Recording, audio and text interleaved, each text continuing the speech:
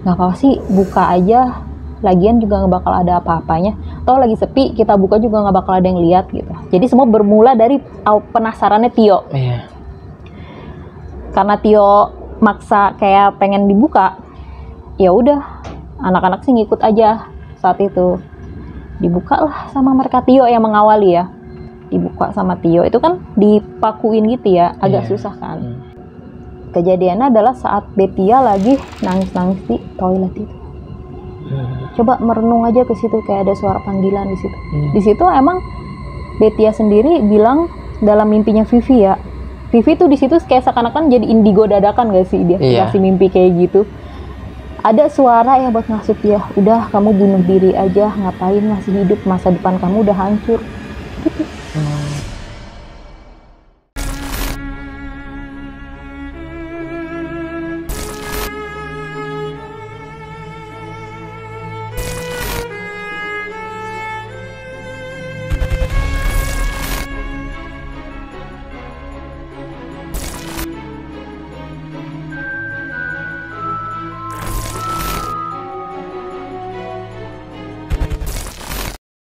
Assalamualaikum warahmatullahi wabarakatuh. Baik lagi di Dimensi Mistik bareng gue Aris. Dan seperti biasa gue udah bersama dengan seorang narasumber.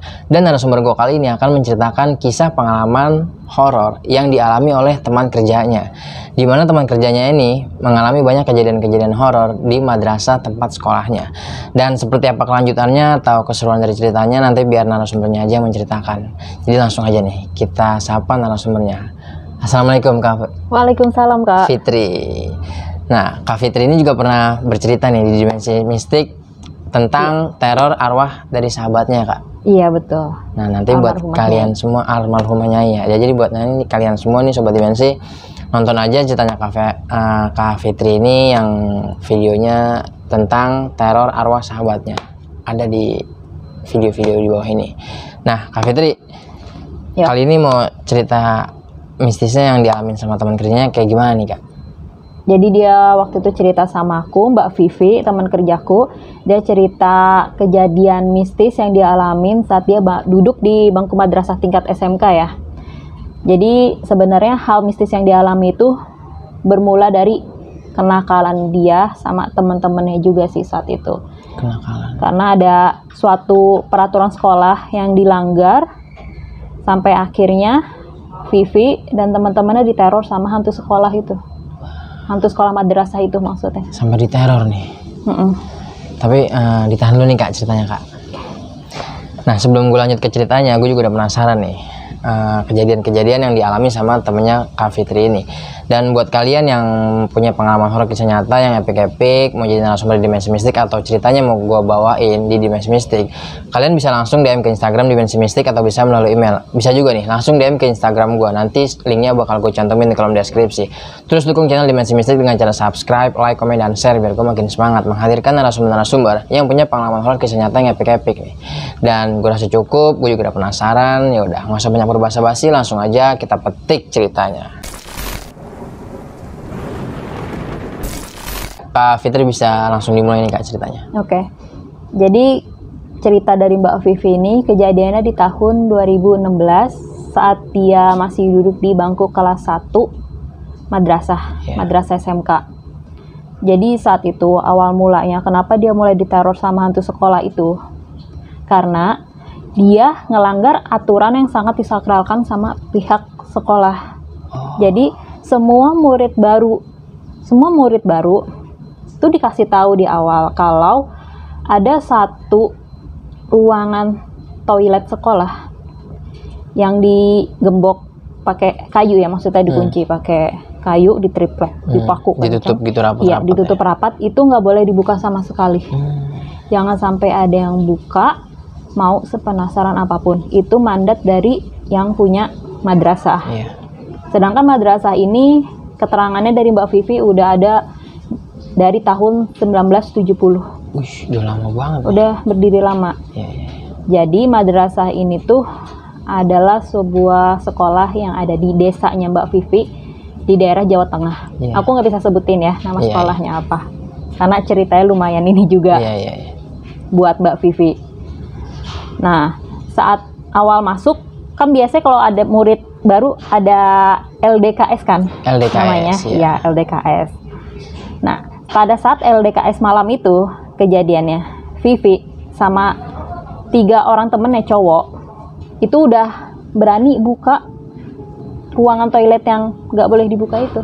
Udah diperingatin nih jangan dibuka. Udah diperingatin jangan dibuka, sampai akhirnya dia pas lagi LDKS kesurupan. Oh. Nah, awal mula hantu itu memperkenalkan dirinya dia siapa, memberitahu identitas dirinya itu siapa itu pas lagi kesurupan di LDKS itu, Vivi.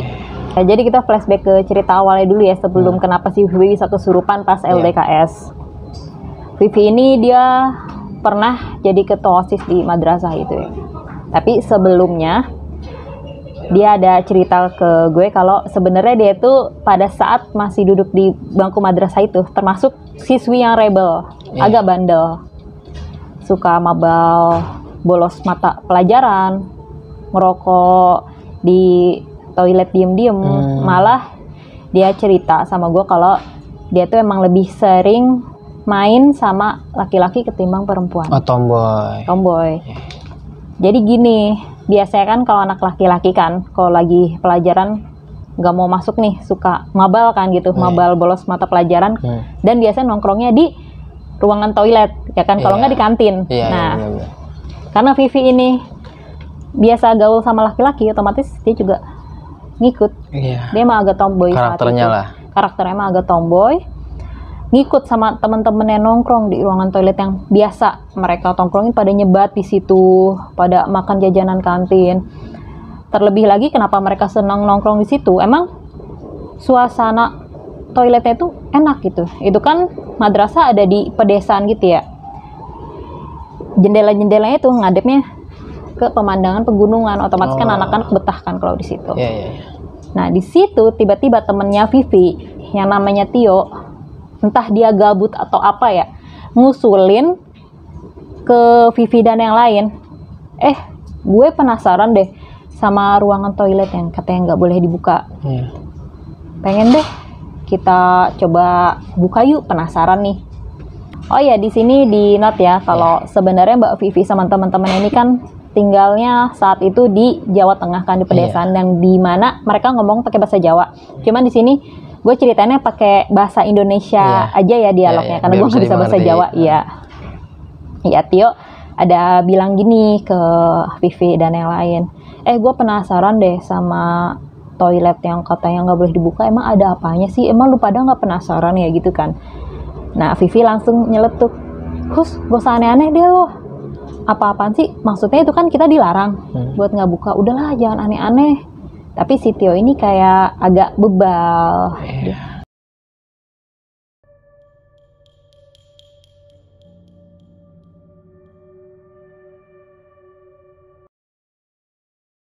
Nggak apa-apa sih, buka aja. Lagian juga nggak bakal ada apa-apanya. Toh lagi sepi, kita buka juga nggak bakal ada yang lihat gitu. Jadi semua bermula dari penasarannya Tio. Karena Tio maksa kayak pengen dibuka, ya udah, anak-anak sih ngikut aja saat itu.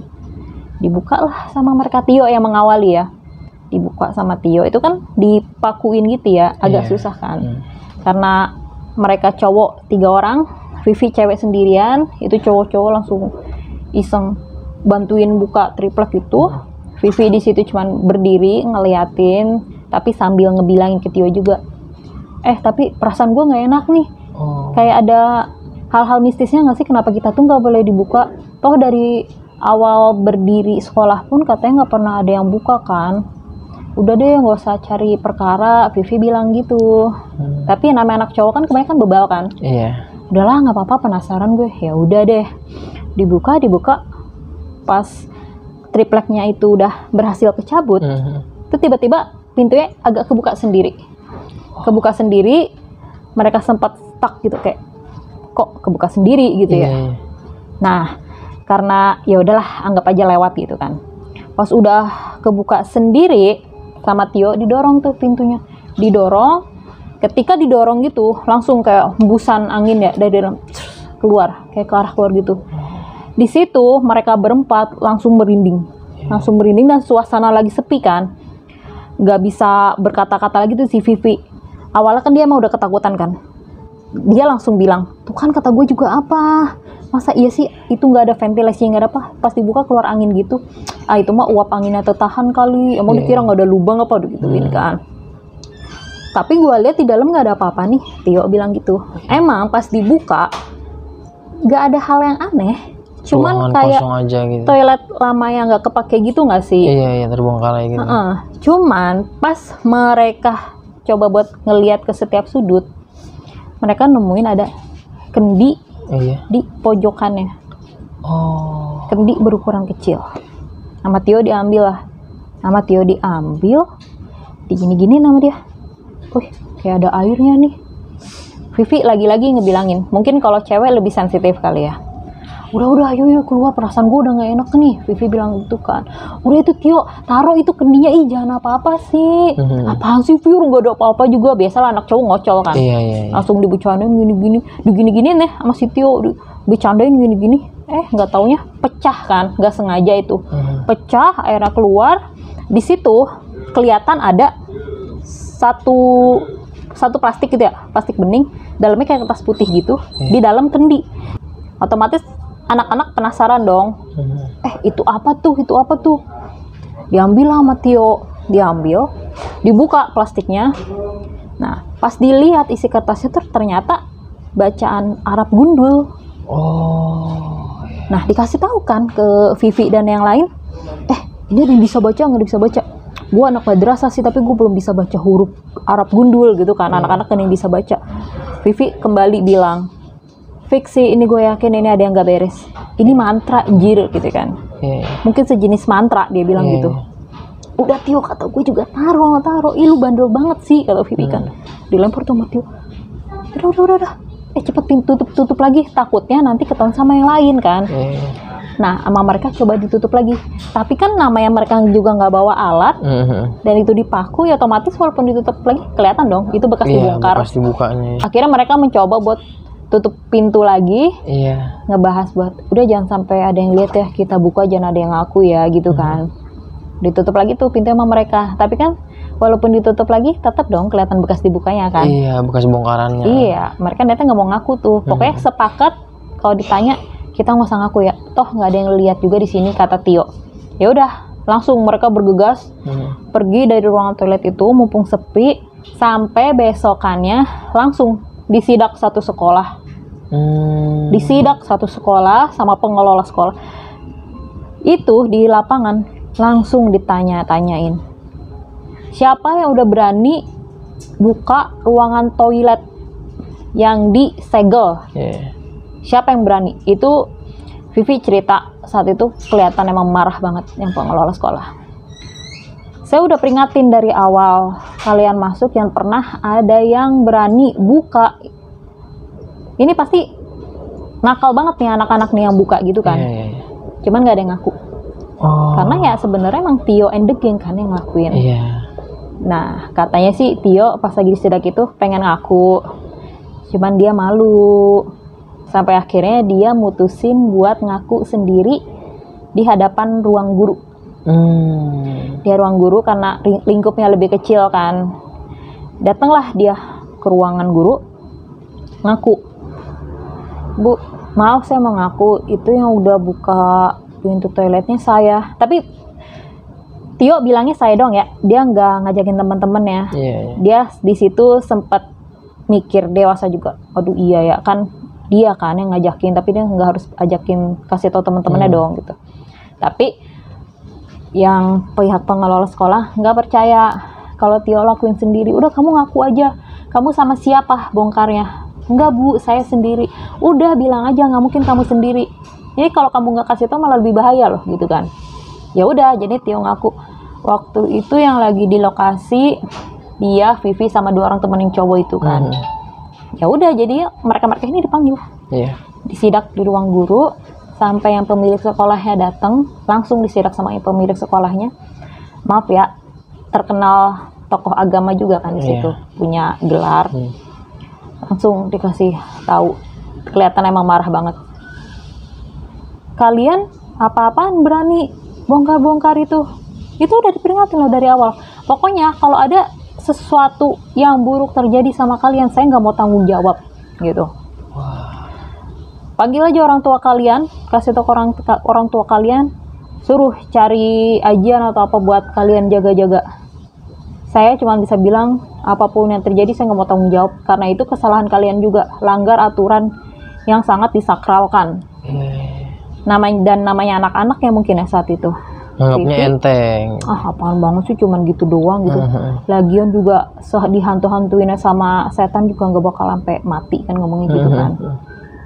Ya udahlah, mereka nganggep ini enteng, nggak cerita ke orang tuanya, nganggep permasalahannya ya udah cuma sekedar gitu aja kan. Sampai akhirnya barulah setelah kejadian ruangan toilet itu dibuka, yang sebelumnya nggak ada kejadian-kejadian horor di madrasah, langsung banyak kejadian horor di situ. Pertama kesurupan massal, dan itu lama kesurupannya kan. Pas lagi jam-jam pelajaran olahraga kelas 1 atau kelas berapa gitu ya, itu kesurupan dari jam 12 sampai jam 5 nggak udah sampai manggil 3 orang ustadz. Lama banget. Lama. Sempet kan jadi sempet masuk berita daerah juga. Nah, abisan itu, ini sebelum ngeganggu Vivi and the Gang ya. Mereka maksudnya hantu itu neror sekolah dulu, dan yang keterangan kedua dari penjaga sekolah. Penjaga sekolah kan itu kan biasanya sampai sore kan gitu, bersih-bersih atau apa. Nah, pas lagi bersih-bersih di deket toilet ini, dia ngeliat ada cewek pakai baju SMA, cuman mungkin baju yang zaman dulu gitu nggak sih? Karena kan tuh sekolah udah berdiri lama kan. Keluar dari toilet, tapi roknya tuh penuh sama darah. Bagian depannya penuh sama darah, mukanya pucet, terus dia tuh kayak jalan tapi kayak nggak melangkah gitu, kayak lurus aja. Terus penjaga sekolah ini iseng dong ngeliat ke bawah, ada kakinya atau enggak, napak nggak gitu ya. Dan itu jelang mau maghrib ya kejadiannya. Pas dilihat sama penjaga sekolah, dia lihat pelan-pelan gini, astagfirullahaladzim, melayang gitu, kakinya emang nggak ada. Di situ dia shock banget, kaget karena sebelumnya nggak ada. Dia lagi megang sapu kan saat itu, langsung dilempar, langsung lari dia ke parkiran di depan, ngos-ngosan. Besokannya dia baru cerita sama siswa-siswa, habis lihat penampakan di situ semenjak kejadian ini. Nah, yang kedua, selang beberapa hari setelah itu, barulah hantu itu neror Vivi and the Gang. Awalnya dirasukin Vivi. Jadi saat itu lagi LDKS itu kan ada jerit malamnya juga kan. Jerit malamnya. Nah, pada saat acara itulah Vivi mulai kesurupan sama sosok hantu yang mengaku dirinya berasal dari ruangan toilet itu. Saat itu Vivi posisinya lagi gini. Ini keterangan dari teman-temannya Vivi ya. Lagi gini. Ketika dia lagi kesurupan, tiba-tiba badannya itu langsung mengerang. Ini keterangan dari teman-temannya. Langsung mengerang, matanya putih. Itu dia pas lagi kesurupan, dipegangin sama 3 orang cowok. Itu kalah kuat itu. Saking kuatnya. Kuat banget. Itu LDKS. Sampai diadain 2 kali, cuman gara-gara Vivi kesurupan karena gagal jadi acara. Dipegangin, matanya udah putih semua, sampai panggil guru agama lagi buat bantuin keluarin.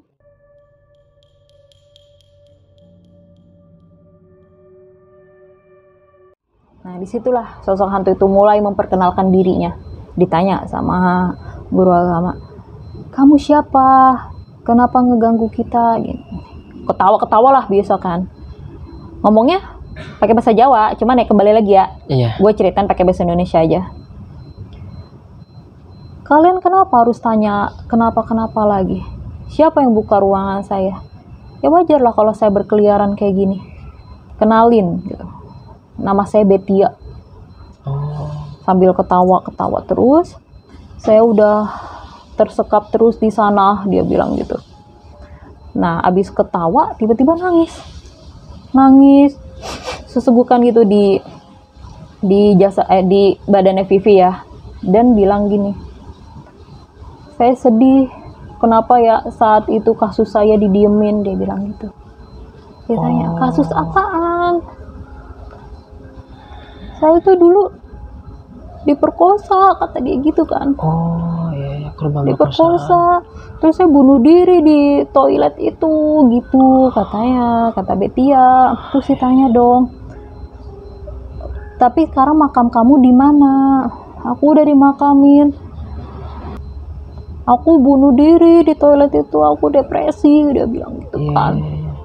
Ya udah sekarang tenang ya, kamu keluar dulu ya, keluar dulu, kata gurunya itu kan. Langsung kan ubun-ubunnya Vivi dibaca-bacain doa, sempat susah dikeluarin tuh. Pas mau dikeluarin, dia ketawa-ketawa lagi tuh, ketawa-ketawa lagi. Terus bilang gini, aku nggak suka sama cewek ini. Apa? Dia kan sama teman-temannya udah buka.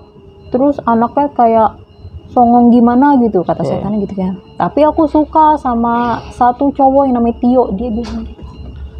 Suka sama si Tio ini? Padahal Tio yang ngebongkar, tapi katanya hantunya ini suka sama Tio. Nah, kan si Tio langsung ketakutan dong, takut diincar atau gimana. Didoain lagi lah si Vivi itu, dibantu sama 2 orang ustadz juga kan. Pas dikeluarin ketawa-ketawa, udah dah dia lemes di situ. LDKI pun dibatalkan. Batal gitu gara-gara Vivi kesurupan. Setelah itu teror nggak berhenti. Itu teror pertama buat Vivi ya. Awalnya Vivi ngira ya udahlah cuman kesurupan doang kali, karena sebelumnya dia memang belum pernah ngalamin hal-hal mistis kan. Nah barulah di hari selanjutnya kejadian itu masih dalam proses LDKS juga sebenarnya. Jadi situasinya pada nginep di sekolah kan. Jadi kan ada kamar aras asramanya juga kan. Dia sekamar sama temennya cewek. Curhat-curhat sama temennya. Ngerasa nggak sih semenjak lu sama temen-temen lu buka toilet itu jadi banyak kejadian mistis gitu di sekolah? Gue takut tau. Jadi hawanya tuh udah beda. Mana sekolahan kita kan tahu sendiri lingkungan udah di pedesaan kayak gini. Ya gue minta maaf ya, kan gue juga nggak tahu. Tapi emang dari pihak sekolah nggak ada perbaikan atau apakah? Ada, makanya kan ditaruhin sesajen terus kan di sana. Makanya lu jangan bandel-bandel, apa kata temennya gitu kan. Yaudah kita tidur ya. Mau tidur, pintu udah dikunci rapet nih. Udah dikunci rapet, tiba-tiba mereka berdua, Vivi sama temen ceweknya ini, ngedenger ada yang ngetuk-ngetuk pintu kamar mereka. Tapi ngetuknya itu bukan pakai tangan. Kalau ketukan tangan kan gini kan, gitu kan. Jadi sependengaran Vivi dan temannya, dia tuh ngetuknya pakai ujung kuku. Jadi gini, kalau kita nggak ada kukunya kan nggak kedengeran kan. Nah itu tuh kedengerannya kayak dia tuh punya kuku panjang, tek ini. Tapi suara kuku. Ya kan mereka jadi merinding. Itu siapa yang ngetuk pakai kuku? Kok ada suara, berarti kukunya panjang dong gitu kan. Gini. Vivi sama temennya nggak mau bukain karena perasaan mereka udah nggak enak. Gue yakin itu bukan orang, Vivi bilang gitu. Gue yakin itu hantu yang tadi ngerasukin gue, kata Vivi kan. Di situ karena mereka ketakutan, mereka mencoba buat mengabaikan, udah kita tidur aja biar tidur sampai pulas gitu. Tapi itu ketukan kuku itu sejam lebih nggak berhenti, seakan-akan emang nunggu buat dibukain. 1 jam? Iya. Ngetuk-ngetuk aja tuh. Sekarang logikanya gini kan, kata Vivi, kalau emang itu orang, ya udah tinggal manggil aja. Vi, buka kayak atau ini enggak 1 jam gini-gini terus. Masa sih orang jahil sampai 1 jam kayak gitu? Apalagi suara kuku. Siapa orang punya kuku sepanjang itu sampai bisa dipakai ngetok gitu kan? Di situ udah merinding tuh Vivi sama temennya. Udah baca doa. Selimutan, mereka selimutan full body sampai akhirnya mereka ketiduran sendiri. Kebangun-bangun jam 2. Jam 2 pagi. Jam 2 pagi kebangun. Dua-duanya kebangun. Tahu nggak pas kebangun mereka lihat apa? Pas kebangun, itu pintu udah kebuka. Kebuka sendiri? Sedangkan Vivi sama temennya yakin banget itu pintu udah dikunci. Jadi kuncinya itu yang ada nempel di pintu itu loh. Pakai yang besian itu. Nah itu udah kebuka. Sekarang gini, di ruangan cuman ada Vivi sama temennya. Ya kan, Vivi nggak ngerasa buka, temennya nggak ngerasa buka. Berarti kan ada hal aneh. Ya kan, siapa yang buka pintu? Sampai Vivi sempat nuduh temennya, lu ngerjain gua ya? Kok tuh pintu kebuka? Ya Allah, gua kan dari tadi tidur. Ya nggak mungkin lah kalau nggak ada yang buka, kalau bukan lu atau gua gitu kan. Tapi demi Allah gua nggak buka, kata temennya Vivi gitu. Sampai mereka kepikiran lagi sama suara ketukan yang tadi Iya, pakai kuku. mereka dengar. Ya, udah gemeter kan. Gue nggak berani nutup lagi gitu kan. Nah, sampai akhirnya temennya Vivi mutusin buat sholat. Mungkin dia belum sempat sholat isya atau apa gitu ya. Ya udah, gue mau wudhu dulu ke bawah. Jadi tempat ngambil wudhunya ya ke bawah, ngelewatin pintu itu. Lu berani? Ya udah, berani. Ini biar kita nggak diganggu, kata temennya gitu. Ya udah, temennya biasa turun ngelewatin pintu itu, ngambil air wudhu. Vivi sendirian di kamar itu nggak ngelihat apa-apa sih, pasti tinggal temennya wudhu. Cuman pasti tinggal wudhu, di ruangan tidur mereka emang ada satu kaca besar kayak full body gitu, Iya. yang ngadep ke tempat ke tempat tidur maksudnya. Otomatis kan Vivi jadi kayak pengen ngeliatin ke kaca, jadi aduh kok serem ya semenjak kejadian ini. Dia langsung selimutan lagi. Nggak lama temennya naik lagi, habis ngambil air wudhu, sholat. Ditanya, Vi lu sholat gak? Gue nggak berani ngambil wudhu, tadi ngambil aja berdua, tapi nggak ada apa-apa kok di bawah. Ya udah, lu sholat aja duluan, kata Vivi gitu kan. Pas temannya lagi sholat, lagi pertengahan sholat nih, Vivi kan kayak gak bisa tidur juga kan, berinding sendiri. Terus dia ngeliat ke temennya lagi sholat nih. Itu kan mantul kan dari kaca yang tadi Vivi lihat. Pas mau sujud, dia ngeliat di belakang temennya itu ada sosok hantu cewek, kukunya panjang hitam segini, melengkung, pakai baju warna merah, dan mukanya agak hancur karena dari Vivi. Di situ Vivi benar-benar kasih lihat, dan dia udah klaim itu adalah hantu Betia yang ngerasukin dia dong. Dan itu perawakan kukunya, yaitu yang ngetok pintu kamarnya itu. Di situ Vivi langsung teriak, ada setan gitu kan. Itu lucunya, temennya lagi sholat ya. Vivi kan langsung lari ke bawah. Itu temennya belum selesai sholat, langsung ikutan lari ke bawah. Yang hibrid langsung, Vivi gue takut, dia belum selesai sholat padahal. Nah dari situ heboh lagi anak-anak. Ya Allah, si Vivi kenapa lagi? Itu katanya ngelihat ada penampakan si hantu Betia itu di kamar, di depan kaca gitu kan. Langsung heboh lagi tuh gara-gara Vivi. Ya Allah Vi, kenapa lagi sih? Sampai akhirnya kata guru pembina, udah Vi, kamu gak usah masuk sekolah dulu ya. Bilangin sama orang tua kamu, coba kamu pengobatan alternatif dulu biar nggak diganggu terus ya. Coba kamu ke alternatif dulu ya Vi, kasih tahu orang tua kamu. Kamu udah cerita belum ke orang tua kamu sebelumnya? Belum Bu. Ya Allah, cerita ya nak gitu. Ini bukan masalah kecil loh, kamu udah diganggu kayak gini. Jangan sampai kamu ketempelan. Terus rajin-rajin ibadah ya, digituin sama guru. Ya udah, nggak usah masuk dulu beberapa hari ini. Ya udah, Vivi jadinya nggak masuk dulu. Barulah dia pas di rumah cerita sama orang tuanya soal itu. Orang tua mah kan mungkin karena udah tahu kali ya atau gimana, akrab lah sama hal-hal mistis kayak itu yang namanya di daerah gitu kan.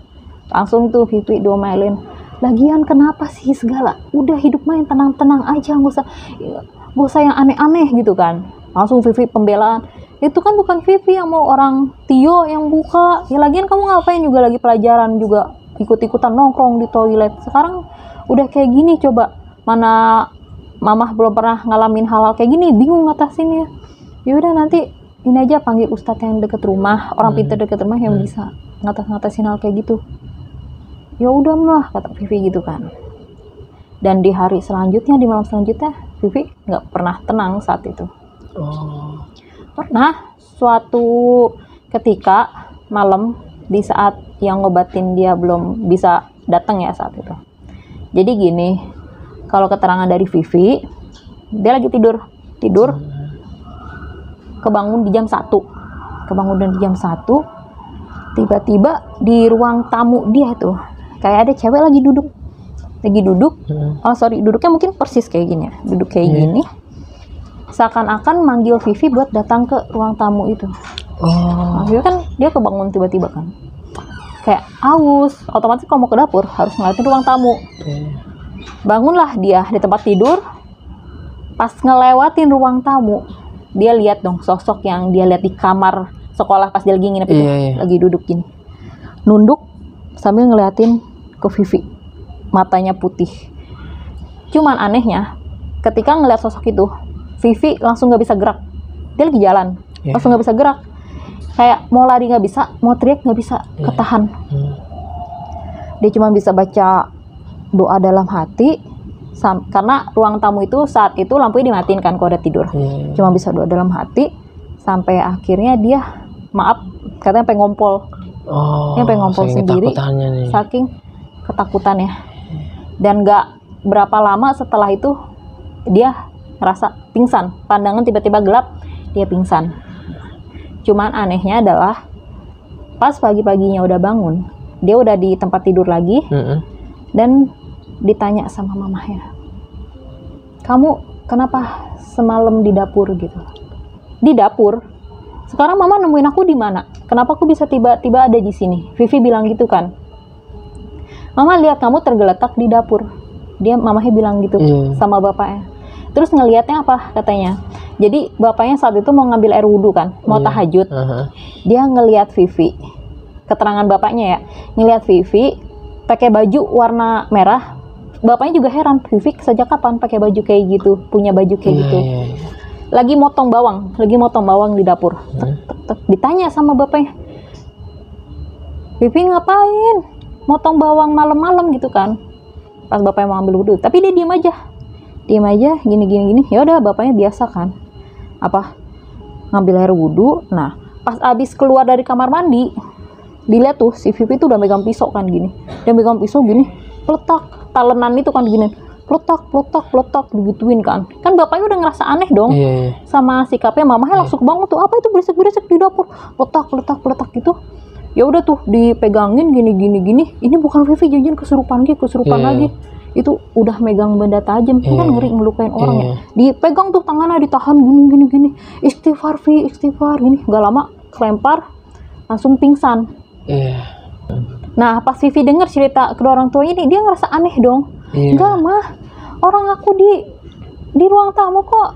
Ini aku cerita, aku ngelihat ada setan yang waktu itu ngantuin aku di kamar sekolah. Dia duduk di sofa, terus aku nggak bisa ngapa-ngapain. Aku ngompol, aku pingsan aja di situ.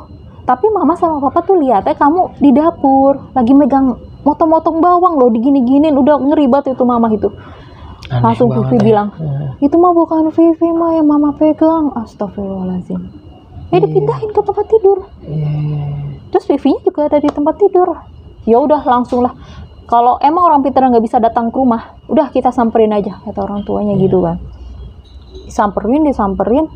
Sialnya lagi, entah emang jalannya Vivi belum bisa diobatin atau apa saat itu.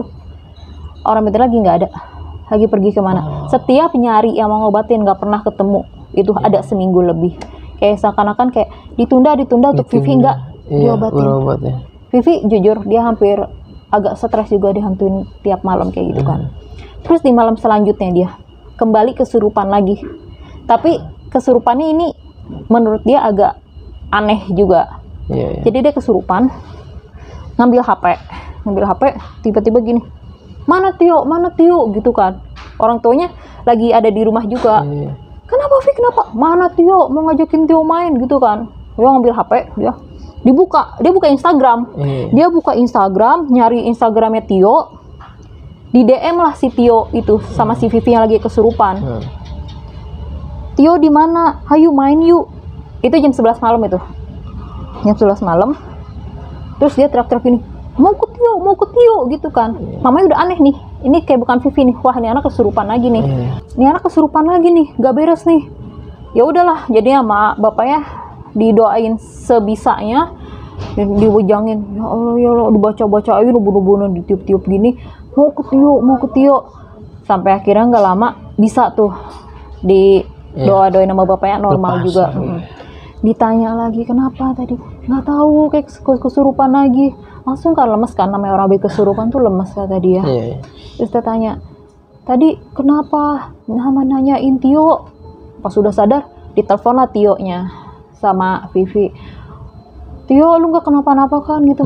Kenapa emang? Tadi gua kesurupan, kata ortu gua. Setannya tuh nanyain lu mau ngajakin main, katanya gitu. Itu yang nge-DM lu di Instagram bukan gue ya, sumpah gue nggak ngerasa buka Instagram. Itu gue lagi kesurupan, setannya sendiri yang nge-DM lu ngajakin main. Pasti buka sama Tio, iya ada DM masuk. Tapi Vivi bilang itu bukan dia lagi kesurupan itu, ya kan. Nah dari situ barulah si Tio jujur bahwa Selama Vivi diteror, Tio pun ngalamin hal yang sama, cuma dia emang nggak pernah cerita. Dan saat di sekolah kan emang dia nggak kelihatan diteror Iya, kan. iya. Jadi dia cerita saat itu tuh hampir mau jatuh dari motor gara-gara ngeliat sosok yang Vivi ceritain juga. Si Bestia ini. Tapi bedanya kan katanya Vivi ngeliatnya mukanya hancur atau gimana. Ini enggak, dia ngeliatnya kayak ya udah biasa mukanya, cantik dia lihat, cuman ya kayak mau nyelakain dia juga. Jadi saat itu Tio lagi bawa motor, tiba-tiba aja mungkin pikiran Tio lagi kosong juga ya, lewat di depan Tio, jatuh lah Tio. Itu dia sampai agak sobek gitu kakinya. Makanya sempat nggak masuk juga. Vivi nggak tahu lu sempat nggak masuk juga. Iya enggak. Dan anehnya dari 4 orang itu yang dihantuin itu cuma Vivi sama Tio 2. Ya ini antang-antang aja dia. Terus ada satu hal lagi selama Vivi akhirnya disembuhin ya. Dia pernah dikasih mimpi. Sama sosok hantu Betia ini. Jadi di dalam mimpinya itu si Betia ini bilang, "Vi, maafin aku ya," kata gitu. "Kenapa?" "Jujur sebenarnya yang ngehantuin kamu tuh bukan aku," dia bilang gitu. Kata Betia. Maksudnya gimana? Ada sosok jin yang emang udah bawaan dari pemilik sekolahnya, dia kuat banget. Dialah yang ngehasut aku pas lagi kesurupan itu. Jadi Betia ini bilang kalau sebenarnya dia udah tenang-tenang aja. Yang ngerasukin kamu, maksudnya Vivi, pada saat lagi LDKS itu tuh jinnya. Jadi dimanipulasi nih. Dimanipulasi. Jadi Betianya ini juga ngerasa kayak sebenarnya gua tuh nggak mau jahatin lu, Vi. Cuman karena ada kejadian lu ngelanggar peraturan itu dan mungkin itu mantra untuk jinnya biar nggak kemana-mana, sampai akhirnya dia menghasut. Betia ini kan istilah kata hantu lah gitu ya. Tapi dia juga dimanipulasi oleh jin ini yang menurut Betia dia tuh jinnya kuat. Terus Betia cerita, "Aku tuh sebenarnya nggak ada niat bunuh diri gitu kan. Gak ada. Cuman aku ngerasa kayak ada yang ngehasut aku buat bunuh diri di situ." Gitu. Gak lama dalam mimpinya langsung Vivi bangun. Dia langsung bangun, langsung sesek. Dia ngelihat di situ kayak apa sih, semacam rep-repan ya. Pas kebangun itu dia rep-repan. Rep-repan nggak bisa gerak gini. Dia ngelihat di sampingnya ada bayangan. Itu tapi mata dia bisa ngelirik ke samping tempat tidur, itu kan tembok ya. Tembok itu ada bayangan cewek. Bayangan cewek lagi duduk gitu, terus ketawa lebar. Karena kelihatan dari bayangannya itu mulut jadi langsung lebar gitu. Tapi kedengeran suara kayak ketawa hahaha gitu ya. Itu sepertinya apa gambaran dari jin yang dimaksud sama hantu Betia itu. Dia langsung ngasih tahu ke Vivi, suaranya itu kayak ada di dalam telinganya si Vivi ya. Vivi bilang, "Ya, saya yang menghasut gadis itu buat bunuh diri di situ. Demi perjanjian tumbal harus ada yang mati satu siswa gitu kan." Jadi ceritanya tuh menurut keterangan dari yang dialami Vivi dalam mimpinya tentang Betia ini, Betia ini emang sempet diperkosa sama teman-teman cowoknya yang masih satu sekolah. Cuman emang kejadiannya bukan di sekolah. Bukan di sekolah itu. Bukan. Cuman pas udah diaduin gini-gini ke pihak sekolah untuk biar dikeluarin gini-gini, dikeluarin maksudnya pihak sekolah kayak nggak menanggapi. Sedangkan 2 orang cowok yang merkosa Betia ini ngebully terus. Dia bisa dibilang depresi dan Betia nggak berani cerita sama orang tuanya. Pada saat pas abis di ini ya, pas sudah cerita ke orang tuanya pun dari sekolahan kayak ya udah itu kan urusan ini, coba selesaiin dulu di luar, malah bilang gitu. Kejadiannya adalah saat Betia lagi nangis-nangis di toilet itu. Coba merenung aja ke situ, kayak ada suara panggilan di situ. Di situ emang Betia sendiri bilang dalam mimpinya Vivi ya. Vivi tuh di situ kayak seakan-akan jadi indigo dadakan gak sih dia kasih mimpi kayak gitu. Ada suara yang buat ngasut dia, "Udah kamu bunuh diri aja, ngapain masih hidup, masa depan kamu udah hancur." Gitu. Nah jin itu ngaku di bayangannya Vivi ya pada saat rep-repan itu, "Saya yang menghasut Betia buat bunuh diri di situ." Ketawa, sumpah ketawa jahat di situ. Itu adalah bagian dari perjanjian. Sekarang mungkin Pak ini maksudnya awal-awal pembangunan sekolahan itu Iya. sedang mencari cara buat balikin semua keadaan kembali. Oh. Itu kan awalnya gara-gara dibuka juga kan, jadi Iya, kayak ada, iya. wah dia jadi keluar kemana-mana nih gitu kan. Nah, Vivi cerita lagi ke orang tua soal mimpi ini sama Tio. Ya bergidik lah. Iya. Siapa sih yang nggak bergidik kayak gitu? Kayak ibaratkan lo tuh lagi bermasalah sama hal mistis yang nggak sepele loh. Iya, iya. Dia sampai bisa menghasut orang buat bunuh diri, sampai hantunya sendiri pun ikutan curhat, Iya. merasa dimanipulasi gini, sampai akhirnya sebulan kurang ya saat itu si Vivi diteror. Dia nemuin orang pintar yang lumayan gede juga kekuatannya buat ngobatin dia. Sama Tio juga, karena Tio juga ngerasa diteror tapi nggak sedemikian ke Vivi gitu. Karena alasannya mungkin bukan Betia yang suka sama Tio, tapi jinnya itu alasannya suka sama Tio. Tapi Tio dikasih penangkal juga. Wah, kalau untuk Tio aku nggak tahu detailnya ya, karena Vivi pun ceritanya cuma sekedarnya. Sampai akhirnya mereka udah diobatin, alhamdulillah udah bisa. Terus dari pihak sekolah juga kan semenjak itu kan sering ada di sesajen kan, sesajen juga gini-gini, pintunya kembali ditutup dan diumumin lagi jangan sampai ada yang berani buka lagi. Orang tuanya Tio sama Vivi ke sekolah lagi. Iya. Runi sama pemilik sekolah, ini ada apa sih Pak? Anak saya jadi gini. Ya salah anak ibu sendiri, kenapa ngelanggar aturan yang saya buat? Itu kan aturan sudah saya tegasin dari awal. Sekarang oke, saya bertanggung jawab juga nih. Saya mati-matian buat kembaliin keadaan seperti semula kan.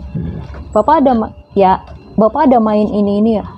Ya otomatis mereka pun kalau misalkan kayak mau membawa ke ranah hukum itu kan hal yang di luar logika ya.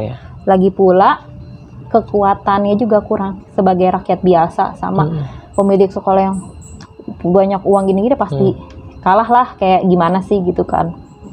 Ya udah sampai akhirnya setelah itu alhamdulillah Vivi bisa lepas, keadaan sekolah lumayan agak normal lagi, udah nggak banyak kejadian, nggak ada kesurupan masal lagi. Udah sampai situ tuh ceritanya. Cuman Vivi ada cerita lagi, dia tahu dari orang tuanya. Beberapa tahun setelah Vivi lulus dari madrasah itu kan yang punyanya udah meninggal kan, tapi meninggalnya agak aneh. Ya aku nggak sebutin namanya ya. Yang pemilik sekolah ini.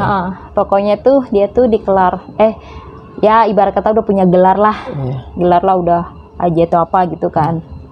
Tapi meninggalnya itu gini, jadi di halaman rumahnya ini besar kan, ada keran air juga. Emang beritanya itu dia udah sakit-sakitan, udah tua juga kan. Nggak taunya dia keluar rumah maaf, nggak pakai celana, telanjang bawah. Ini terus nggak tahu juga orang rumahnya lagi nggak ada atau nggak ngeh ya. Keluar halaman sendiri, jalannya agak gini-gini kan, udah tua, nggak pakai celana apa-apa. Dan maaf ya kalau terdengar agak jijik juga, buang air di luar, buang air, pup di situ, diliatin sama, ya Allah Pak Haji ngapain di situ? Itu langsung kan canggungnya ada kan, berak, jadi maaf ya, jadi kayak orang gila gitu kan. Terus habis berak nih, nggak lama dia nyadep ke kotorannya, ditanya Pak Haji ngapain? Ini dikeruk sama dia pakai tangan gini, maaf ya, dikemukain. Jadi kotoran dia sendiri dikemukain. Itu tetangga pada kaget tuh, ya lo Pak Haji ngapain? Lagi wudhu, kata dia gitu. Lagi wudhu kata dia. Dibilang lagi wudhu. Iya, maaf ya, kotorannya itu kayak orang wudhu gimana sih? Gini-giniin. Iya, kayak tayamum. Terus iya, gini. Langsung di situ ditontonin sama warga, nggak ada yang berani ngedeketin kan. Nah, selang beberapa harinya meninggal. Iya. Marhum. Langsung lah jadi muncul spekulasi gini.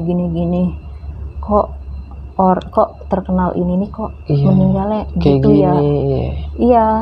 Terus kalau Vivi sih, gue mah nggak heran, gue ngalamin sendiri hal janggal di sekolahan gue saat itu. Walau mungkin emang ada kaitannya kali, atau enggak dia punya, ya itu kali main pesugihan atau apa itu, jadi emang syarat matinya harus gitu kali. Iya. Digituin. Dia terakhir dengar ceritanya sih gitu sih. Dan sampai saat itu Kak Vivi masih sekolah di situ nggak diceritain nih sedetail mungkin? Maksudnya itu ada perjanjian apa? Oh enggak diceritain. Cuman kalau dari keterangan dari Vivi mungkin ada sempet sih kayak cerita sama orang tua ya, maksudnya. Itu kan sekolah udah berdiri dari tahun 1970 kan. Ya. Udah lama. Vivi pernah tanya sama orang tuanya, "Mah, pernah ada cerita aneh nggak sih tentang sekolah madrasah ini?"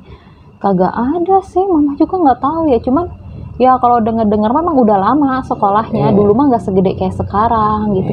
Denger-denger mah dulu pas yang awal-awal punya cuman tukang biasa, nggak tahu tiba-tiba punya sekolah gede gitu, petanahnya di mana-mana gitu. Berarti si Betia ini wanita yang ditumbalkan atau gimana ya? Kalau aku dengar dari cerita Vivi ya, dan Vivi sendiri pun dan yang lain juga ya, nanggepnya Betia ini sebenarnya tumbal sekolah juga. Tumbal sekolah. Tumbal Walaupun sekolah. dia hamil di luar nikah gitu. Oh sorry, nggak hamil, diperkosa. Oh diperkosa, iya, tapi nggak sampai diperkosa, hamil iya. katanya.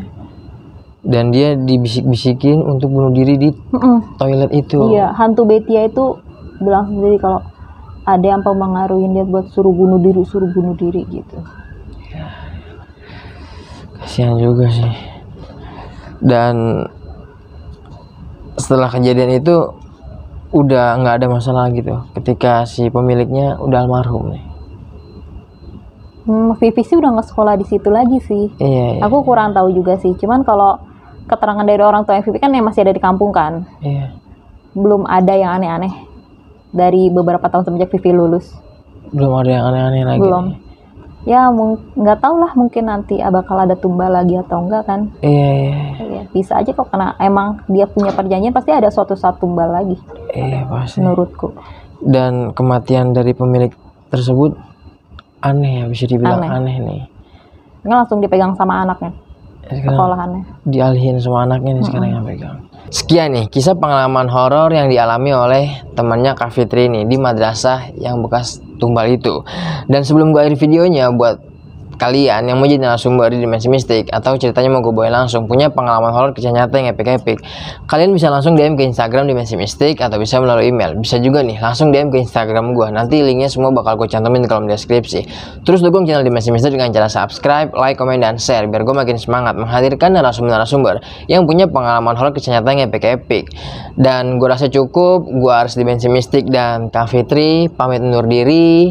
Assalamualaikum warahmatullahi wabarakatuh. Ciao.